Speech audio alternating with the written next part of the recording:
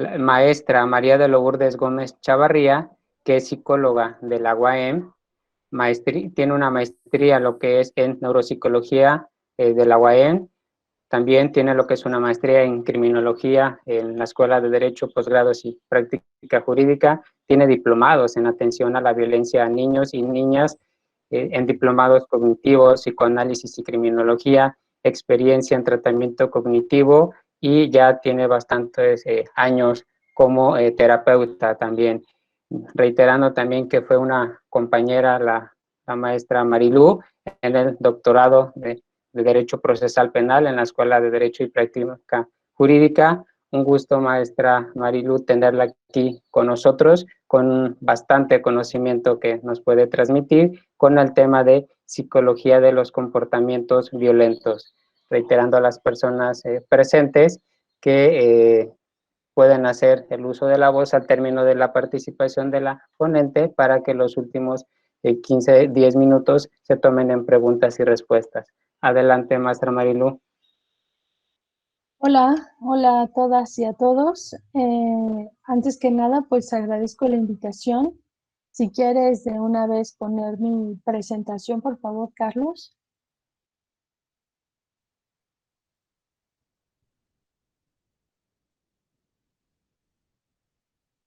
Claro que sí, maestra, enseguida la pongo. Gracias.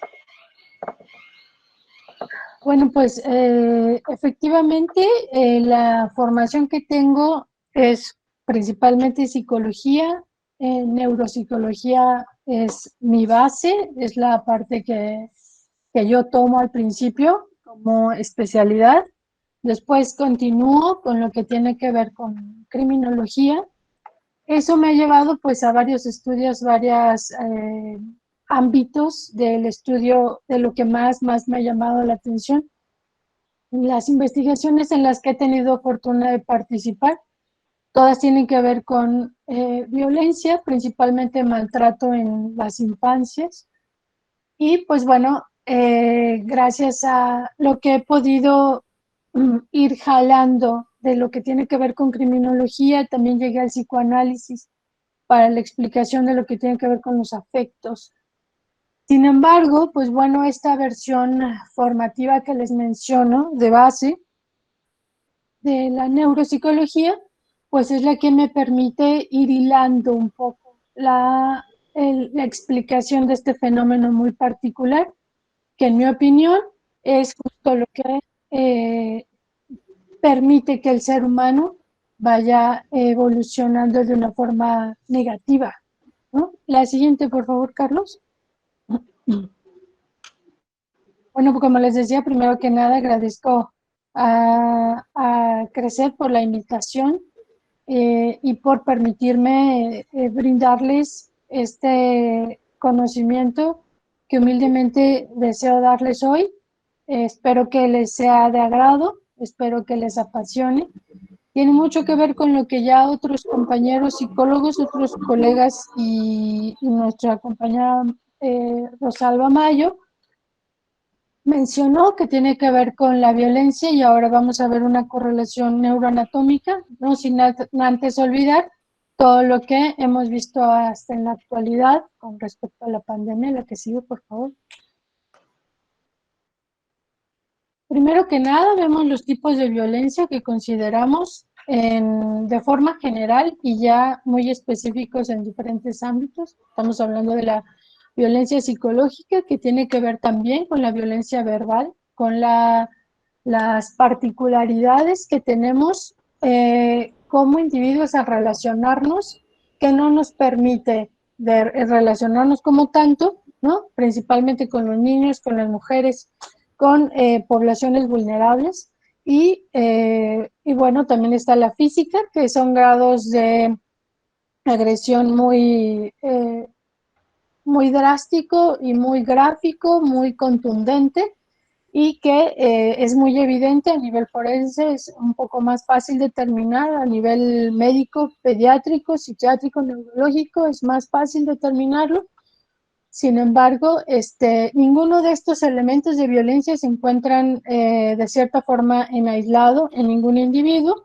Tenemos que considerar trabajo en conjunto con el análisis de cada uno de los tipos de violencia. Entonces también podemos encontrar la violencia sexual, que tiene que ver con el abuso sexual, la violación, el estupro incluso. Hay una red muy grande que tiene que ver con la violencia sexual, la patrimonial económica, que se ve precisamente en estas familias, principalmente que están en separación, lo que conocemos como simbólica, respecto a específicamente lo que hemos vivido actualmente y que no precisamente figura en específico en cada una de las violencias, sino que simple y sencillamente cuando se denuncia tenemos que considerar la verbalización de la víctima en específico y que no es tan evidente. También tenemos la política que estamos viviendo actualmente con respecto a también contener algunas particularidades que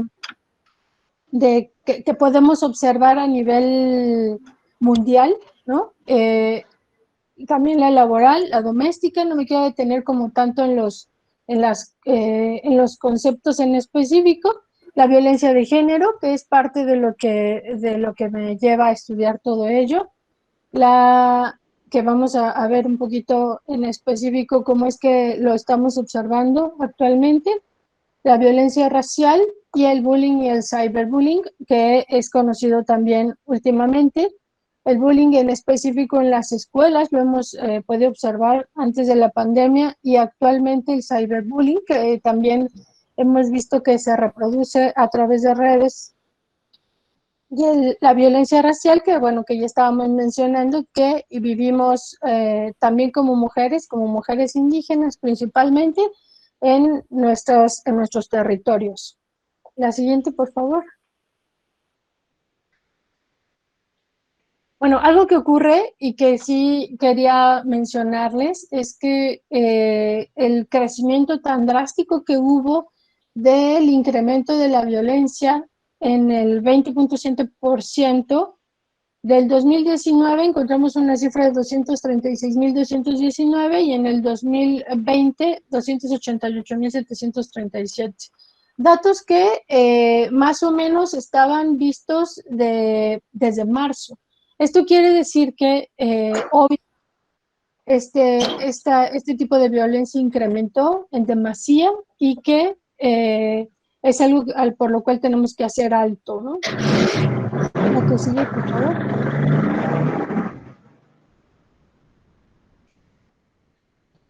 Bueno, empezando por lo que tiene que ver con el análisis de lo bueno y lo malo, lo que ya mencionaba mi compañera Rosalba.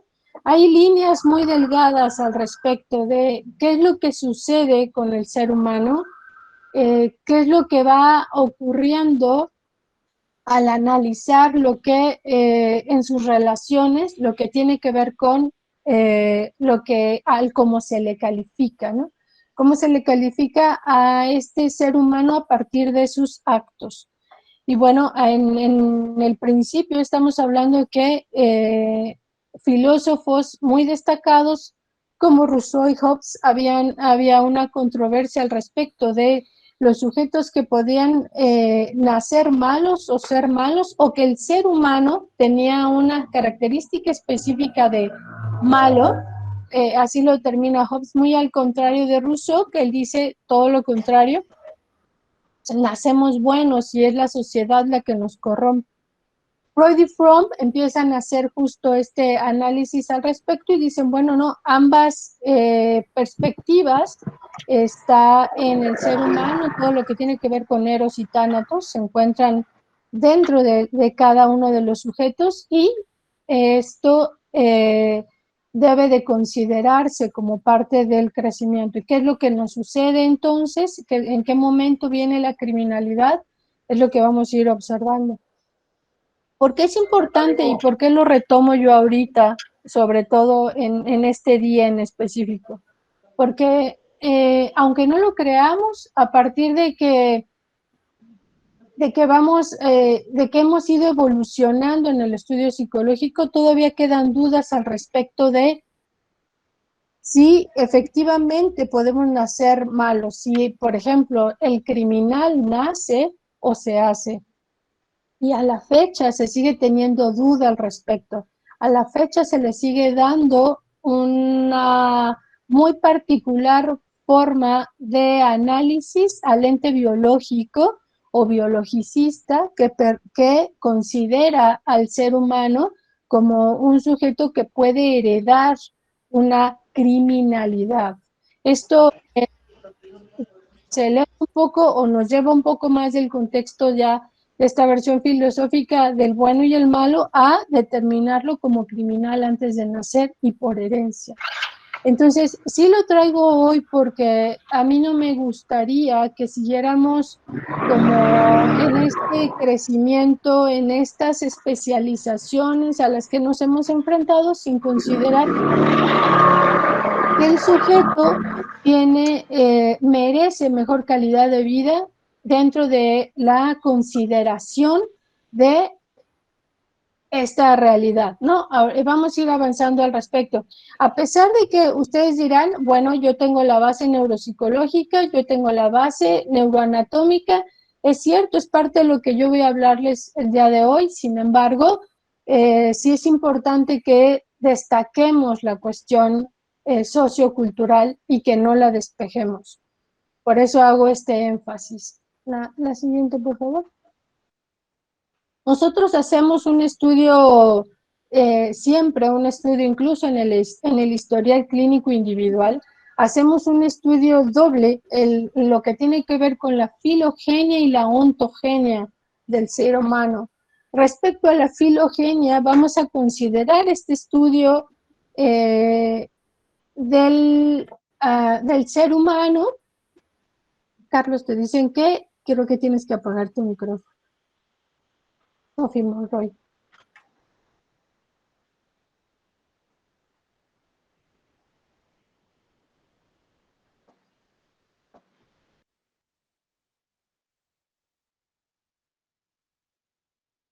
Respecto a la filogenia, les mencionaba que es como el estudio del ser humano a través de su especie, del cómo este sujeto ha ido evolucionando a lo largo de las eras. Nos damos cuenta que esta particularidad ha generado varias controversias al respecto del estudio de la violencia o de la agresión.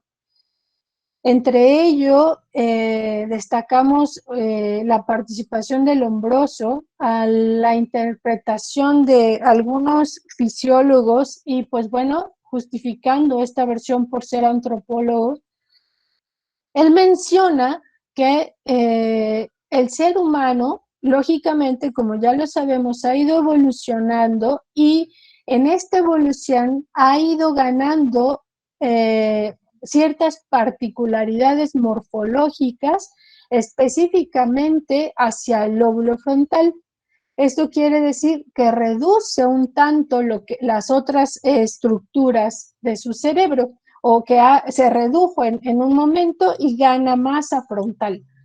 Esto hace o deforma el cráneo y en algún momento hacen el enlace con la ontogenia o con el estudio ontogenético del ser humano y se emparejan estas dos formas o estas dos visiones y bueno, sabemos que hubo diagnósticos específicos a ciertos individuos por estas teorías que aseguraban que esta morfología de su cabeza, esta morfología de su físico, de su rostro, hacía que pudiéramos observar cierta criminalidad o predisposición a la criminalidad o a la violencia. Es decir, que sí es cierto que nos hemos ido o que hemos ido evolucionando y que nosotros... Battery 30%. Connected to.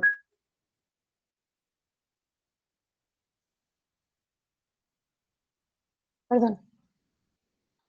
Es cierto que nosotros hemos ido evolucionando filogenéticamente, pero este estudio tiene o necesita diferenciarse de la ontogenia, separarse del estudio ontogenético. ¿Por qué lo menciono? Pues porque necesitamos hacerlo también a nivel más específico en esta cuestión clínica. ¿Por qué? Acabo de tomar un curso de neurociencias, justo este fin de semana concluyó. El neurólogo que me lo daba es una persona muy destacada a nivel internacional y seguía argumentando al respecto de lo que tiene que ver con el criminal nato y estas particularidades que puede tener el sujeto de agresión, incluso genética al respecto. Hay muchos más autores que descartan por completo esta versión, argumentando y haciéndose responsable de la versión social y sociocultural. Porque ahorita lo vamos a ver un poquito más adelante. La siguiente, por favor. ¿Por qué?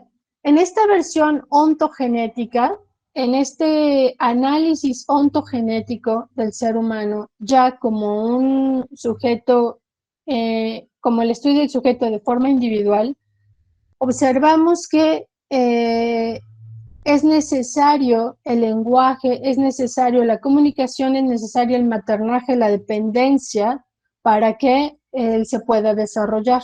¿Podemos regresar la anterior, por favor? Gracias. Yo les pregunto, ¿qué hace que nosotros lleguemos a ser humanos?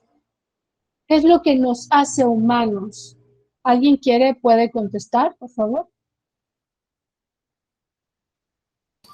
Física o, bueno, en ambas podría ser la estructura anatómica que tenemos y la otra podría ser el razonamiento. Exacto. ¿Y qué será, después de esto que ya hemos hablado hasta el momento, qué será que hace que nosotros tengamos una morfología distinta físicamente y que tengamos una capacidad intelectual diferente a la de los animales? ¿Qué hace que seamos humanos en ese sentido? Llegando a ese punto que nos dice Sofía.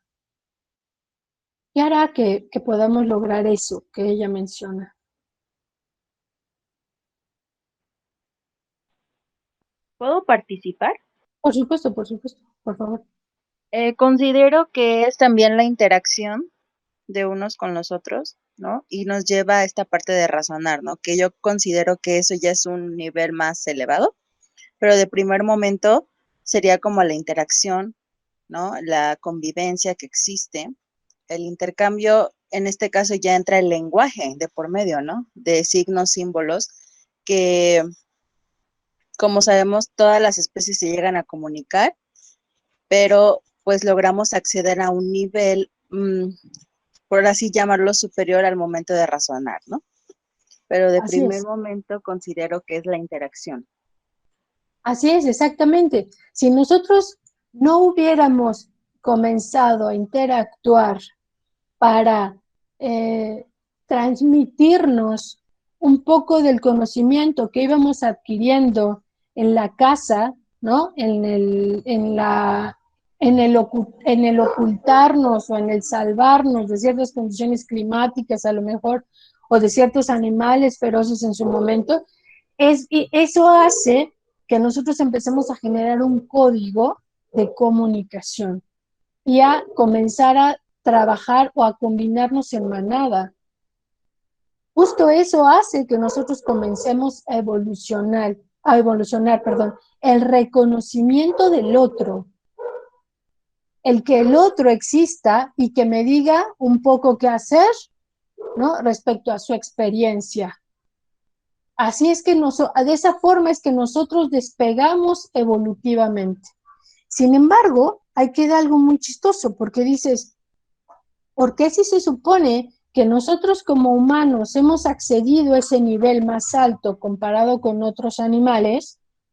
¿Por qué es que nacemos tan desprovistos de toda capacidad de protección? ¿Por qué es que nacemos No podemos nacer como los gatos que mínimo se arrastran y van hacia el seno materno. El caballito que incluso medio nace trotando, ¿no? Literal, si a nosotros nos tiran en una barranca o en un bote de basura, no sabemos nada, quedamos completamente desprotegidos. ¿Por qué? Hacen estudios constantes al respecto durante mucho tiempo y una de las conclusiones a las que llegan es que dicen, es que si nosotros naciéramos, pues mínimo con la capacidad de arrastrarnos, pues estamos hablando de 9 meses más casi un año. ¿Qué pasaría con la madre en ese momento? Se rompen dos, ¿no? No podíamos, una mujer no podría sostener ese peso y ese tamaño dentro suyo, ¿no? Entonces dicen, probablemente tiene que ver con que no hemos evolucionado como mujeres suficientes para albergar algo así. Sin embargo, vamos a pasar otra vez, por favor, a la siguiente diapositiva. Sin embargo, viendo la evolución ontogenéticamente, ahora les pregunto, ¿qué es lo que nos hace humanos ontogenéticamente? Por favor, quien quiera contestar.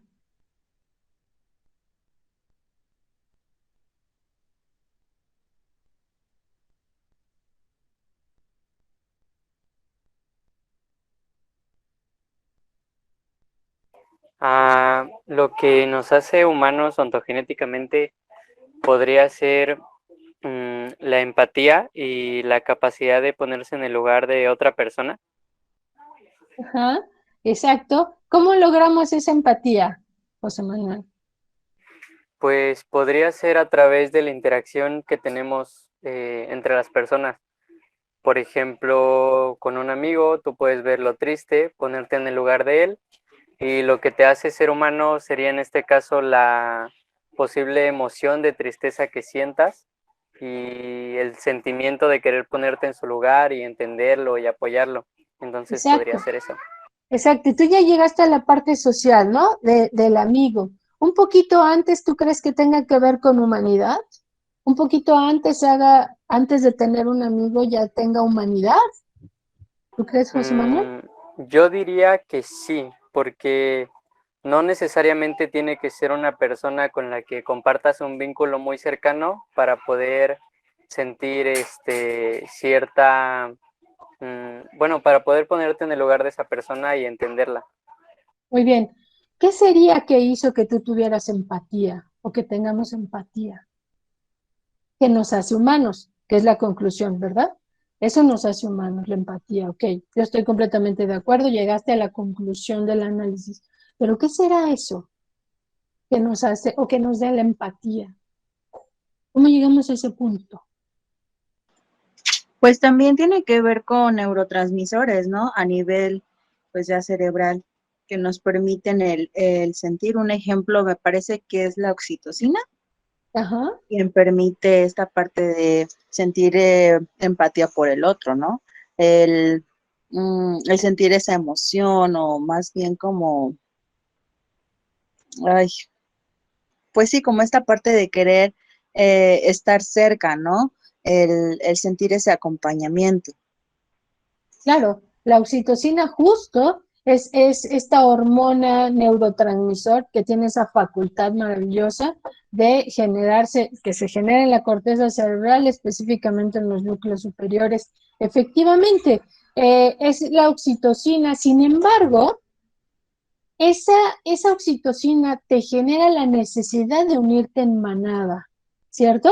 Hace que tú empieces a imitar, a quererte pegar con el otro. Por eso le dicen como que es como la hormona de anclaje, como el pegamento de unos con otros, ¿cierto?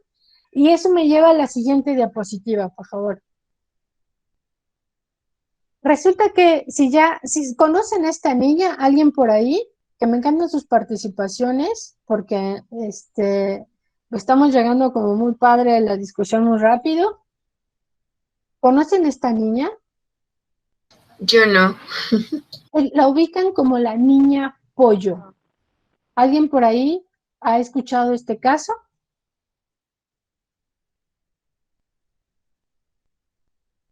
Carlos sí, porque también le di clases.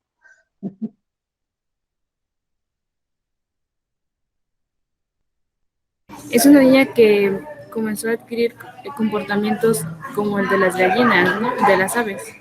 Exactamente.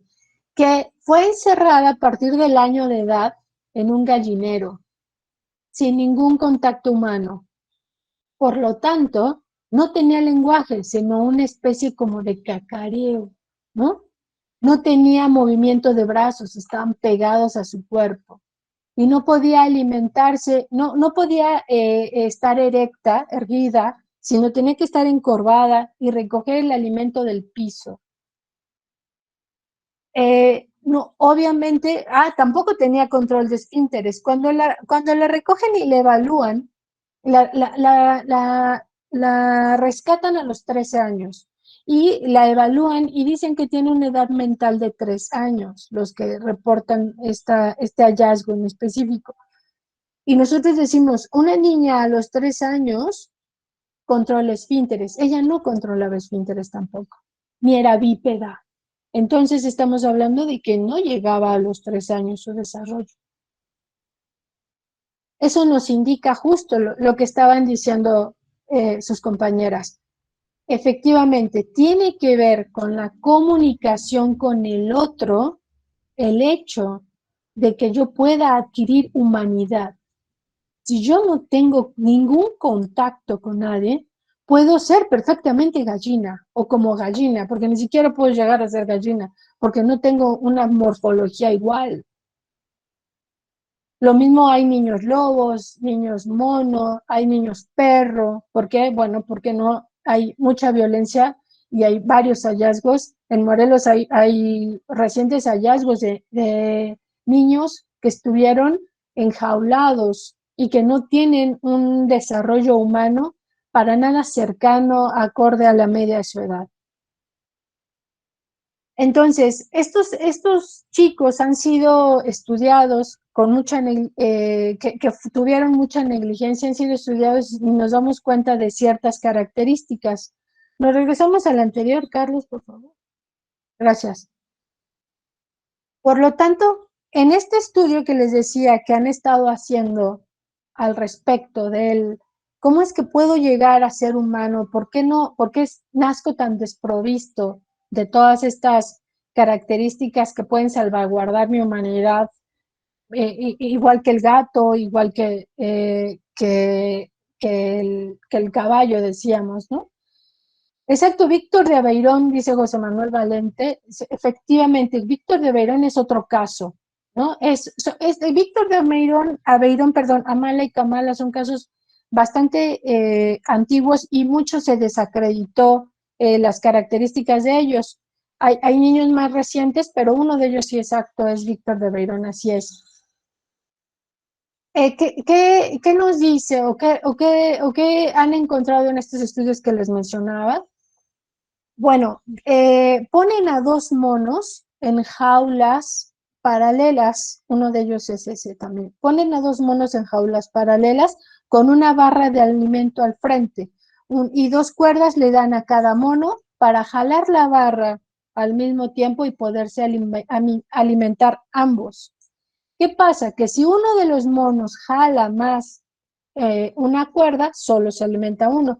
Si otro de los monos jala con más fuerza la barra, pues el otro se alimenta. No se alimentan igual. En ese entrenamiento, ¿cuánto tiempo creen que tardaron los monos en entrenarse y en aprender que tenían que jalar las cuerdas al mismo tiempo para que la barra se acercara y alimentarse ambos? Unos 2 meses tal vez. 2 meses. ¿Alguien más por ahí?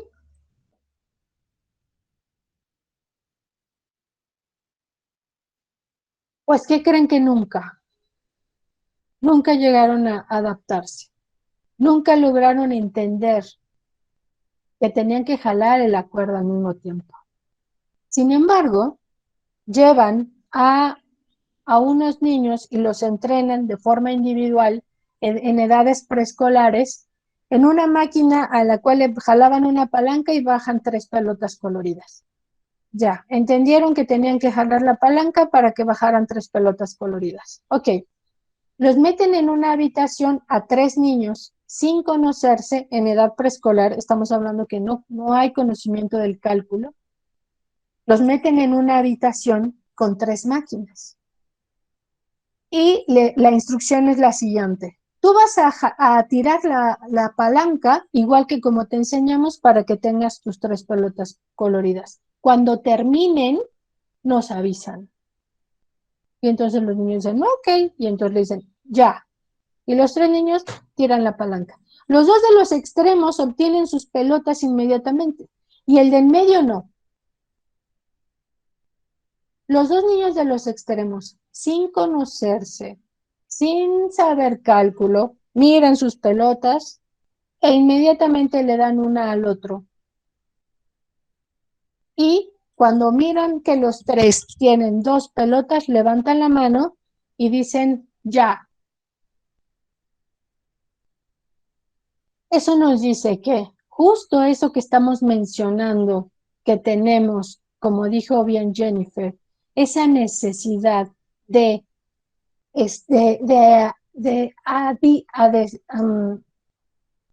adherirte al otro, hace que yo le dé al otro.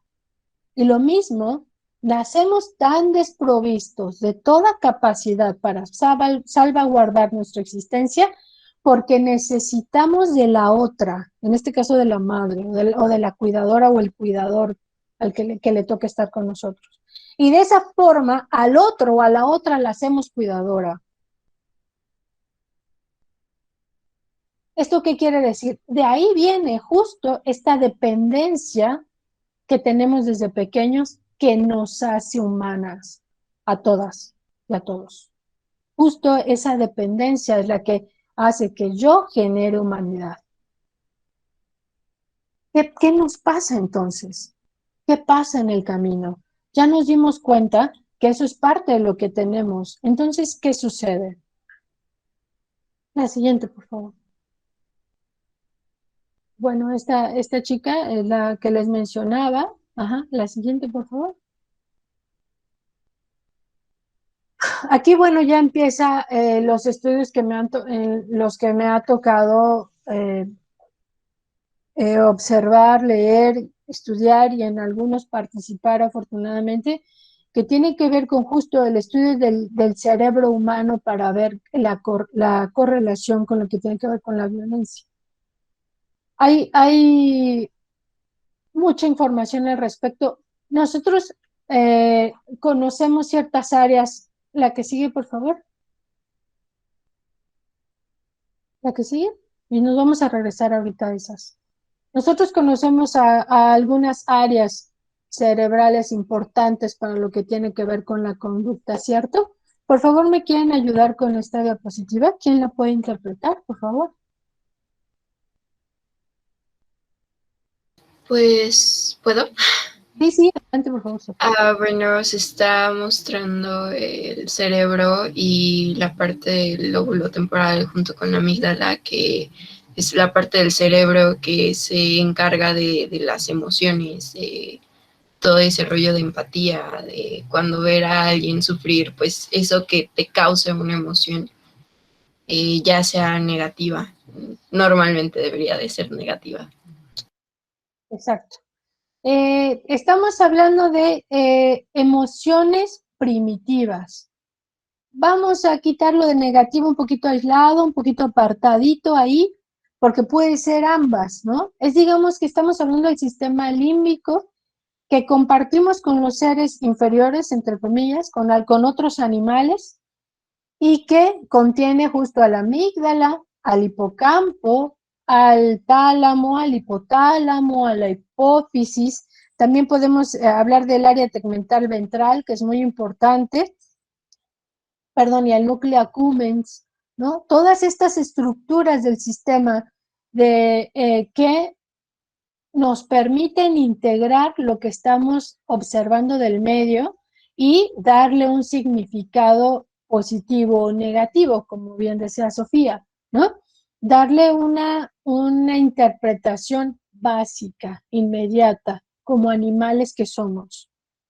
Esta versión primitiva está presente en cada una de nosotras y se manifiesta de la misma forma que se manifiesta que se manifiesta en un animal. Es decir, nosotros nos emocionamos igual que un perro al ver a las personas que apreciamos. Se excita esta zona del sistema límbico de la misma forma que se excita la de un humano con la de un perro. Lo mismo lo que tiene que ver con la ira para la huida, ¿no? O para el ataque o para la defensa.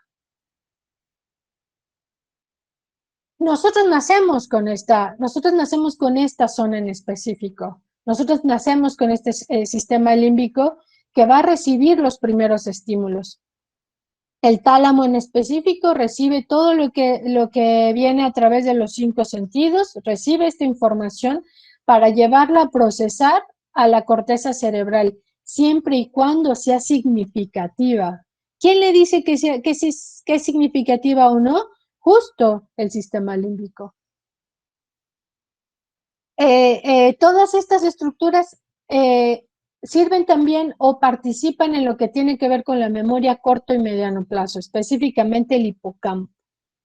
El hipocampo que participa en este sentido va a procesar la información que recibamos del medio, la va a almacenar en pocos minutos y segundos, pueden ser 12 horas para mediano plazo, y si es significativa, igual la manda a la corteza cerebral para almacenarse para siempre.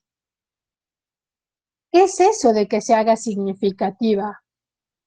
Pues que todo equilibradamente converja afectivamente para que yo la interprete de forma positiva y entonces la mande a corteza cerebral. ¿Hasta aquí tienen alguna duda? ¿Quieren participar alguien?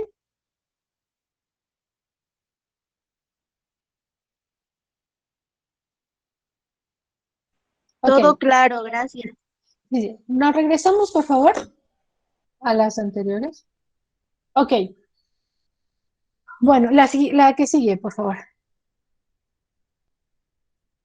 ¿Qué sucede? Hasta aquí hemos hablado de temperamento.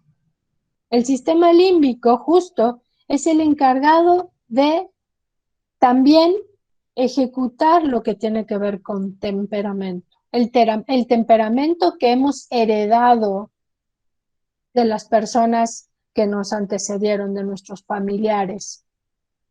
Ya lo hemos dicho en varias ocasiones, es cierto que, y que es justo por lo que estamos participando ahorita también, es cierto que si yo tengo familiares que son impulsivos, que siempre han sido impulsivos, que se les atraviesa alguien en el auto y se bajan y se quieren agarrar a golpes, que han tenido ese tipo de confrontaciones constantes, ¿no?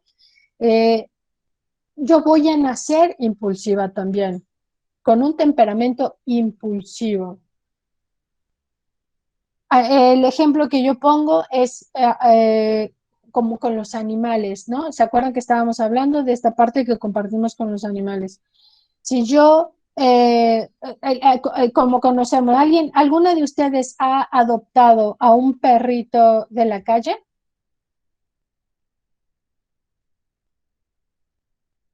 Así que dicen, ajá, Sofía. Yo. ¿Y qué tal te va? Es una perrita muy asustada. No es impulsiva, es muy asustadiza. Por eso apagué mi micrófono, porque no sé si está buscando algún tipo de perro violento. Sí.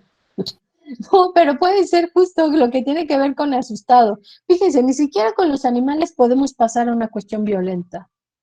Pero sí podemos hablar de un perrito que está haciendo hoyos en toda tu casa y que cree que tiene que hacer madriguera con la maceta de la planta más preciada de tu mamá, ¿no? Y con los cables, ¿por qué no?, de las bocinas del estéreo. Y dices, ¡ah! ¿Qué es esto? ¿Por qué me metí a esta perrita aquí, asustada, que tiene que esconderse? ¿Y por qué no quiere hacer madriguera con todo, ¿no? Exacto, sin ese límite. En cambio, alguien ha tenido, o antes que se compraba, ¿no? Desgraciadamente, espero que ya no, pero alguien ha tenido un perrito de esos que tienen pedigrí, que sus abuelos campeones de no sé qué, y alguien ha tenido ese tipo de perritos.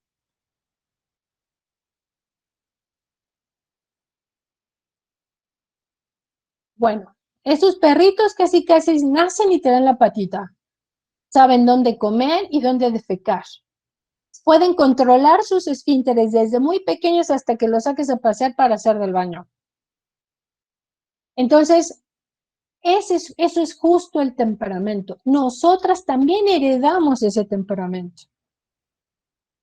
Nosotras también manejamos ese temperamento y estamos con ello durante mucho tiempo de nuestra infancia. ¿Quién se encarga de diferenciarlo a carácter y personalidad? A lo que ya tiene que ver primero con nuestro carácter y después con nuestra personalidad.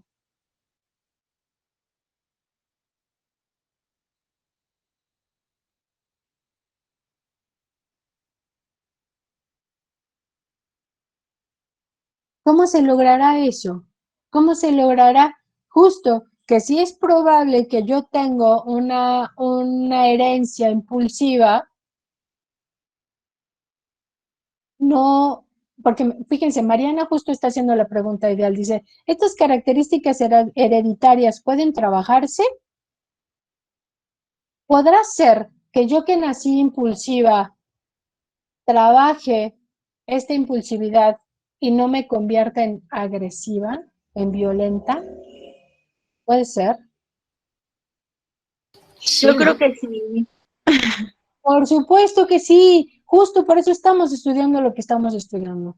Eso es justo, por eso nos encanta esta carrera, porque creemos justo en esto, porque sabemos que, porque se han hecho estudios, así como se han hecho estudios con gemelos para demostrar lo que tiene que ver con conductas violentas, se han hecho estudios justo con gemelos para demostrar lo contrario. Yo recibo a gemelos, hijos de padres que estuvieron en circunstancias delincuenciales. Uno queda en un ambiente familiar muy similar al que pertenecieron sus padres, y otro se va a otro ambiente completamente diferente, fuera de una cuestión de delincuencia. Y es educado por unos padres que lo ponen a estudiar piano. ¿Qué sucedió con ese sujeto que se hizo campeón de piano? Yo no sabía que eso existía, pero se hace competitivo. Sí, sigue siendo impulsivo. Sigue siendo el niño que quiere ganar, que quiere llegar, que todo el tiempo está pensando en tenerlo, en obtener las cosas. Pero no entra dentro de un ambiente delincuencial, no es agresivo. Es impulsivo, es competitivo, es líder. En cambio, efectivamente, si yo llevo a este niño con estas características del temperamento impulsivo a una circunstancia ideal violenta, lo va a hacer así. Esto invalida por completo lo que tiene que ver con una naturaleza criminal. Yo no puedo decir que alguien es criminal, para empezar, no puedo decir que alguien es criminal antes de que no cometa un crimen. Y no puedo decir que tiene esas características porque sea impulsivo. Hay pacientes que tienen epilepsia del lóbulo temporal. ¿Avanzas, por favor, las diapositivas, Carlos? Ahí está el lóbulo temporal. La anterior. como bien decía Sofía, ahí estamos observando el lóbulo temporal y estamos viendo el sistema límbico. Epilepsia del lóbulo temporal hace al sujeto inminentemente impulsivo. ¿Esto qué quiere decir? Que va a decir lo que piensa, que va a actuar, que va a tomarlo, necesita mucho control y después autocontrol. Pero no necesariamente lo va a hacer, la va a hacer violenta, aunque tenga epilepsia del lóbulo temporal. Estamos hablando de que todo el medio a su alrededor generaría una educación completamente diferente que la eximiera de la violencia.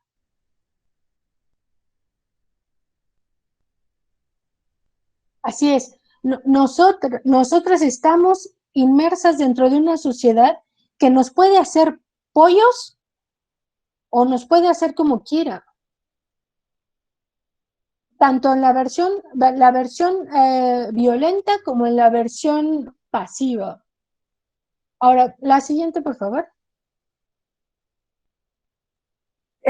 Principalmente, bueno, los hallazgos al respecto de, por ejemplo, en cerebros criminales, que ese es como lo más gráfico, lo más grave, más grueso para el estudio de este tipo de cuestiones violentas, el cerebro de los criminales. Estamos hablando de la corteza frontal y principalmente prefrontal. Estamos hablando de área 11 de Brodmann en específico. Sin embargo, la siguiente, por favor. Está también las zonas dorsolaterales, las mediales y del cíngulo anterior, y la prefrontal orbitofrontal. Estamos hablando, fíjense, las características de estas tres zonas del lóbulo frontal, ¿sí? ¿Alguien quiere leer, por favor, la primera? Síndrome prefrontal dorsolateral. Si quiere yo. Por favor, gracias.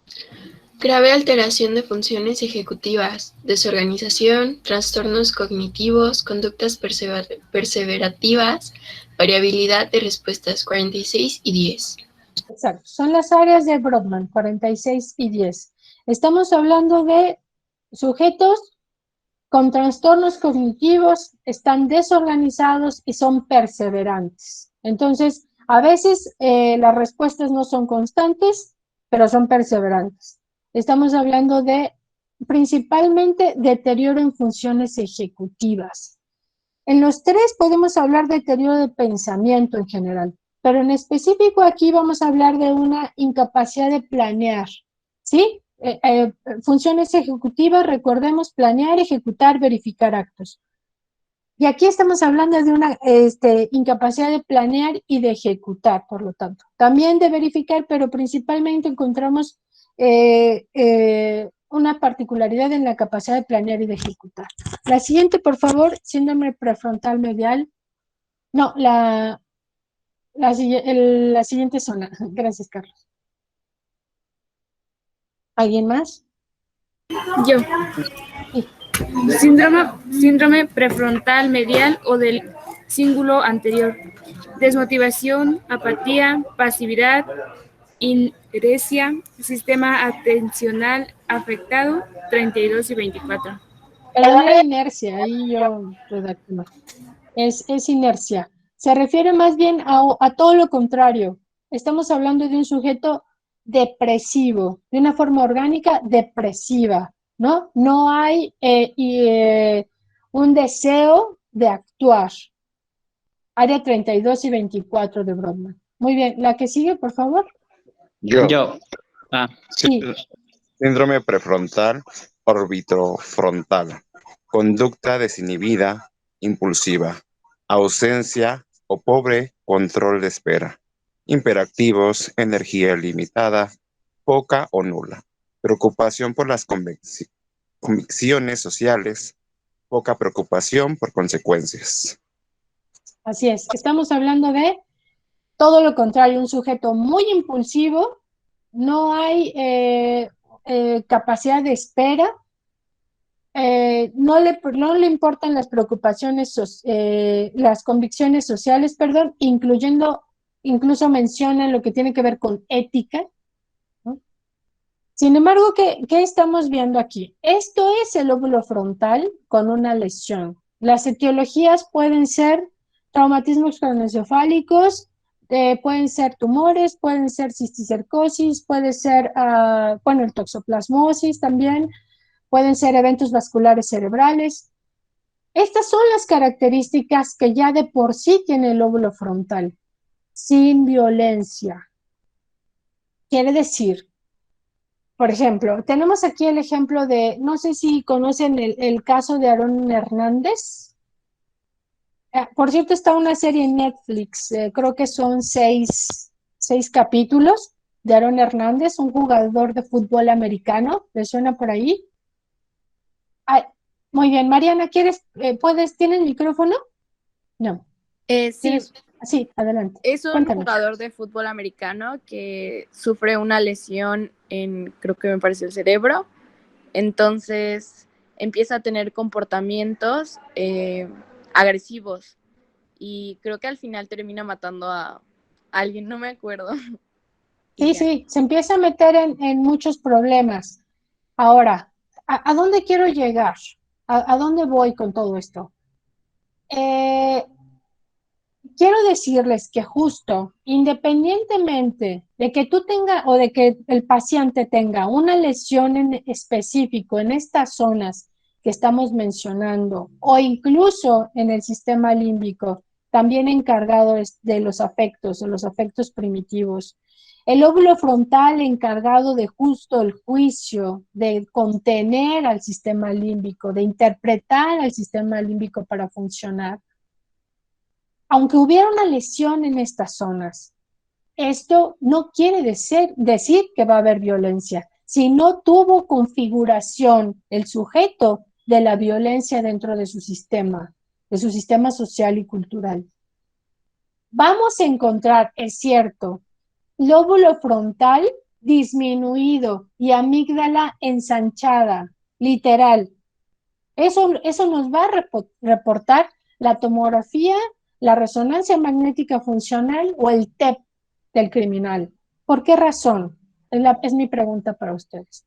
¿Por qué razón puedo encontrar a un sujeto criminal con el lóbulo frontal reducido y la amígdala ensanchada?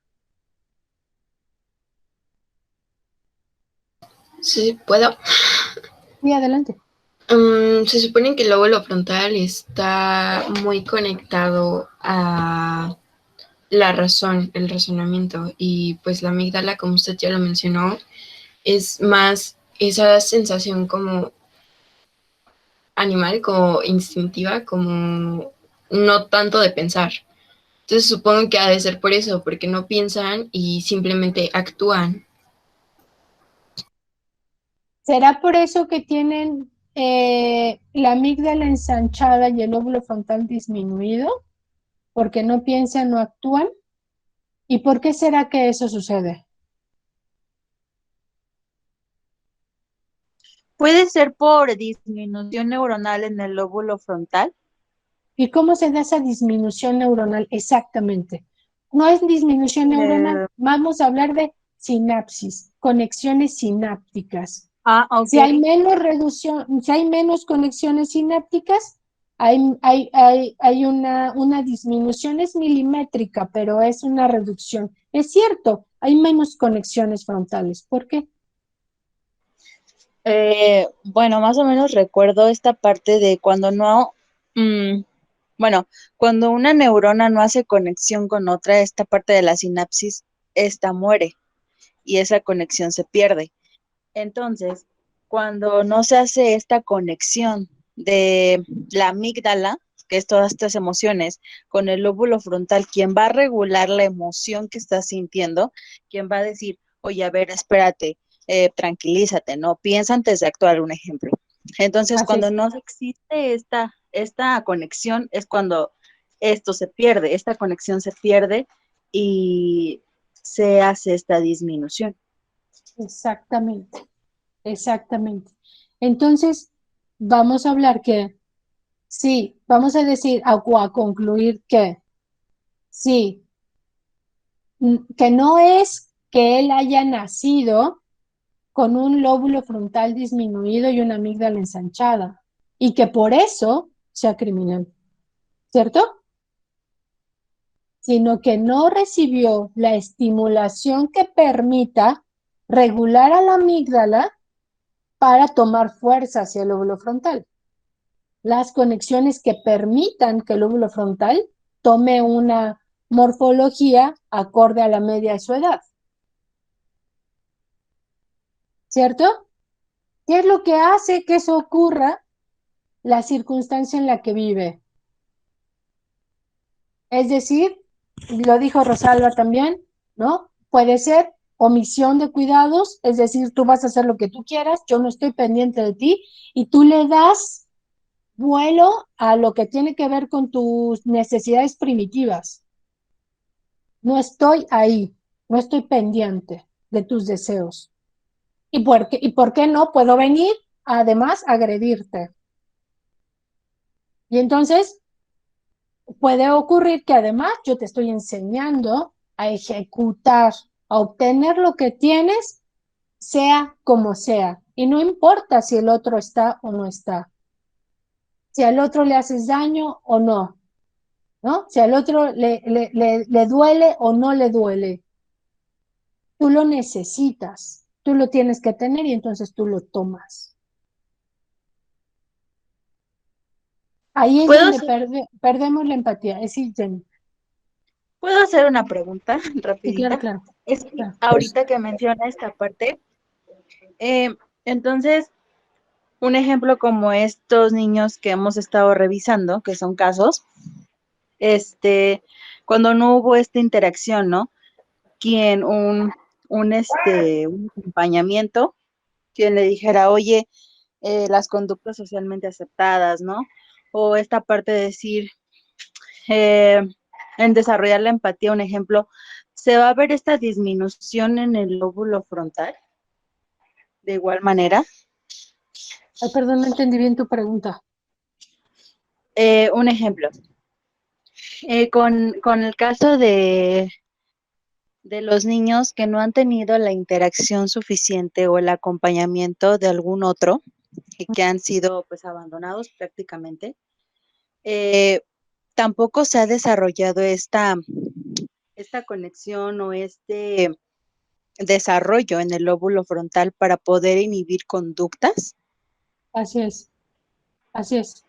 Y otra pregunta que hace Leslie aquí, por ejemplo, es que justo dice, oye, y entre los pares, me imagino que es por ahí, Leslie, ¿no? O sea, me queda claro que los padres, ¿no? Que los cuidadores, el maternaje son los primeros que nos van a dar el factor primordial para el desarrollo, tanto positivo o criminal, ¿no? Ok, sí. Oye, y los pares, porque me dice, oye, tampoco socializan con alguien más en pandemia, ¿qué sucede ahí? Ya conocemos la teoría de Vygotsky. Vygotsky dice que aprendemos mejor si estamos entre pares, ¿no? Aprendemos mejor, no del gran otro, como dice Lacan, ¿no? Sino más bien de los pares, con los que nosotros estamos conviviendo constantemente. Sí, es cierto, pero sí es importante que estén, sin embargo, si, mientras que los padres en pandemia, digamos, en esta circunstancia, estuvieron acompañando al sujeto en este desarrollo de socialización mínimo conmigo que soy tu mamá, conmigo que soy tu padre, probablemente esté más preparado para el exterior, ¿no? Que quien definitivamente estuvo solo, como lo menciona Jennifer, ¿no? Porque si hay niños que están completamente solos. Sí, ya, Carlos, si quieres, porque ya nos pasamos un minuto. Muchas gracias, maestra Marilu, por la ponencia que emitió el día de hoy. Es un tema muy interesante, mucha información que no se puede abarcar, ¿no? Lo que es en el lapso de una hora. Yo creo que si nos aventamos todo el evento, tampoco se estaría terminando de hablar de este tema.